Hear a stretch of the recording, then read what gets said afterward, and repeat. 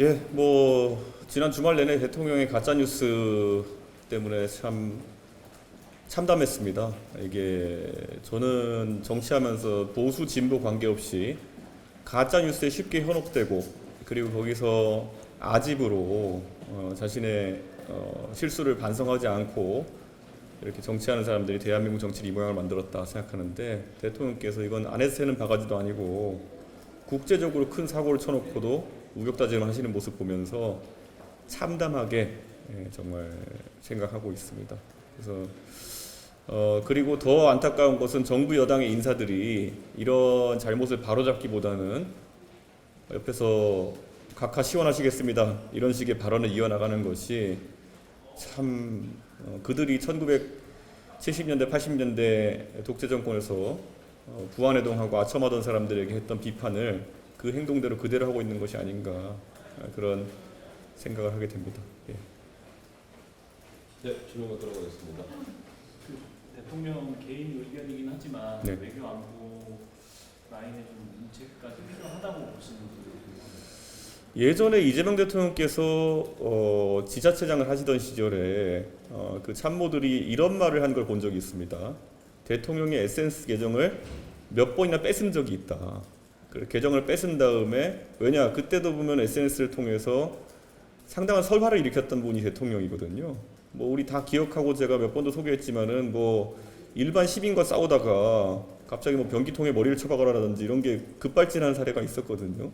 근데 이게 저는 그때 단체장으로서 하던 것의 무게와 지금 대통령으로서의 무게는 확연히 다르고 특히 이번에 팔로우해서 가짜 뉴스를 획득하신 그 계정 자체가 애초에 어떻게 팔로우를 했는지조차도 저는 이해가지 않을 정도로 극단적인 의견을 많이 내는 계정인데 저는 이거는 외교안보라는 책임을 묻기도 참 뭐하다. 대통령의 잘못된 그 SNS 구독 성향과 그리고 우격 다짐식 대응이 지금 이렇게 결과를 낳고 있는 거라서 저는 SNS 계정을 다시 뺏어야 된다. 저는 그렇게 생각을 합니다. 그 대통령 관련해서 대통령이 오늘 이제 비거주 1주택자 대출 규제 강화 이런 걸 좀 시사를 하고 네. 어떻게 보세요? 지금 부동산 정책에 있어서 이게 선거가 다가오면 다가올수록 왜 전세 시장의 전세 물량은 전부 다 사라졌는가? 그리고 왜 젊은 세대는 이제 주택을 사려고 해도 살 수 없는 지경에 놓였는가?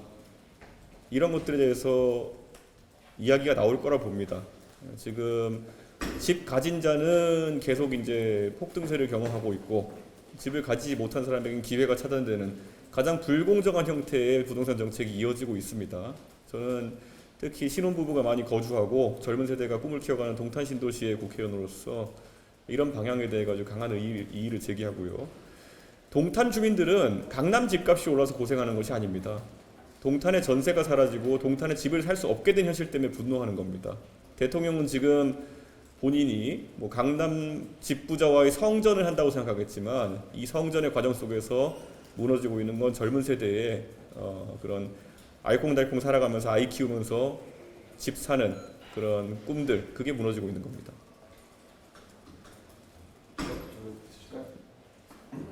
경기지사 후보 선택하시는 분이 있다고 본천 상원.